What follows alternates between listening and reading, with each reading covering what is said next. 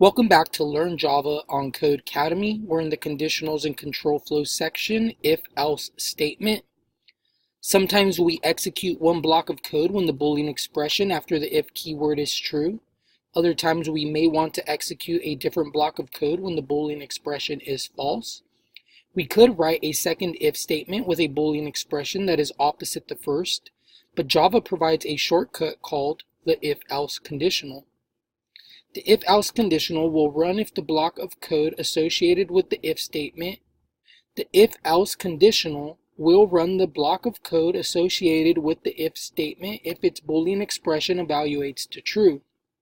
Otherwise, if the Boolean expression evaluates to false, it will run the block of code after the else keyword. Here's an example of if-else syntax. If 1 is less than 3 and 5 is less than 4, so here we know and statements both have to be true. The second part is false. So this if evaluates to false, which means the code within the curly braces here, which prints out I defy the Boolean laws, would print. But because it's false, it never runs this code. It goes to the next code, which is this else statement. So it will not run this if statement, but it will run the else, which will print, "You can thank George Boole." In the example above, the Boolean expression 1 is less than 3 and 5 is less than 4 evaluates to false. The code within the if block will be skipped and the code inside the else block will run instead. The text "You can thank George Boole" will be printed in the console. Instructions: the if-else statement in the code editor currently prints out the code in the if block. Modify the if statement's Boolean expression so that the code in the else block gets executed and prints to the console. So if I get out of here, we can look at what they did here.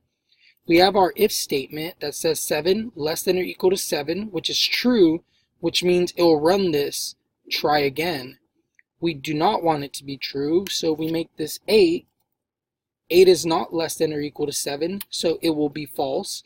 Never will this code run. It will skip over to the else, which will print success. So if we run this, we did print out success, and we did pass. So the important thing with if-else conditionals, we're starting to get to the real good stuff in programming, and that is conditions. So here, if whatever was inside this expression evaluates to true, it will run the code in there. If not, it can skip over to the next, to the else. The important thing is just knowing that you are able to run code only if an expression is true. And if not, you can skip over and do the else. That is it for this lesson. I'll see you guys on the next one.